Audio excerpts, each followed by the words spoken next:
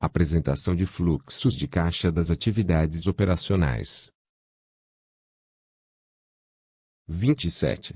A entidade deve apresentar a demonstração dos fluxos de caixa das atividades operacionais, utilizando, alternativamente,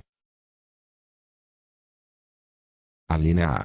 O método direto, segundo o qual as principais classes de recebimentos brutos e pagamentos brutos são informadas, ou a linha B. O método indireto, segundo o qual o resultado do período é ajustado pelos efeitos de transações que não envolvam caixa, pelos efeitos de quaisquer diferimentos ou apropriações por competência sobre recebimentos ou pagamentos em caixa operacionais passados ou futuros e pelos efeitos de itens de receita ou despesa associados com fluxos de caixa das atividades de investimento ou de financiamento. 28.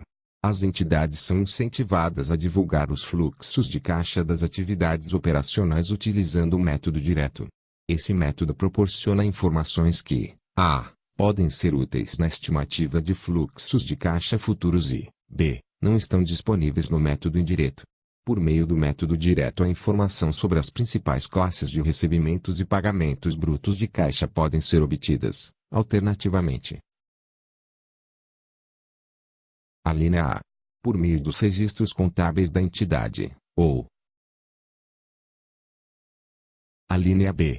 pelo ajuste das receitas operacionais, despesas operacionais. As instituições financeiras públicas devem considerar as receitas de juros e as similares e as despesas com juros e encargos similares, e outros itens da demonstração do resultado, referentes a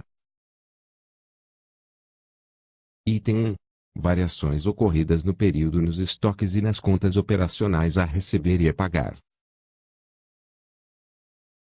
Item 2. Outros itens que não envolvam caixa, Item 3. Outros itens tratados como fluxos de caixa advindos das atividades de investimento e de financiamento.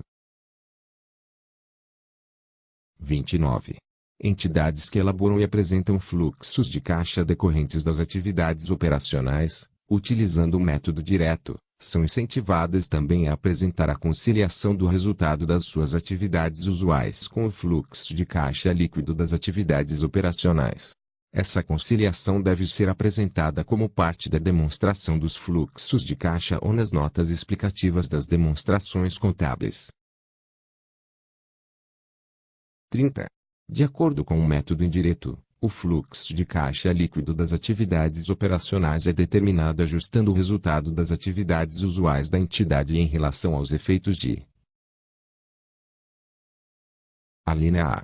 Variações ocorridas no período nos estoques e nas contas operacionais a receber e a pagar. A linha B. Itens que não afetam caixa, tais como depreciação, provisões, tributos diferidos, ganhos e perdas em moedas estrangeiras não realizados, resultados não distribuídos decorrentes de participações em entidades e participação de não controladores, a linha C. Todos os outros itens cujos efeitos sobre o caixa sejam fluxos de caixa decorrentes das atividades de investimento ou de financiamento. A linha D. Eliminada. Apresentação dos fluxos de caixa das atividades de investimento e de financiamento. 31. A entidade deve apresentar, separadamente, as principais classes de recebimentos e de pagamentos brutos decorrentes das atividades de investimento e de financiamento, exceto quando os fluxos de caixa, nas condições descritas nos itens A32 e 35, forem apresentados em base líquida.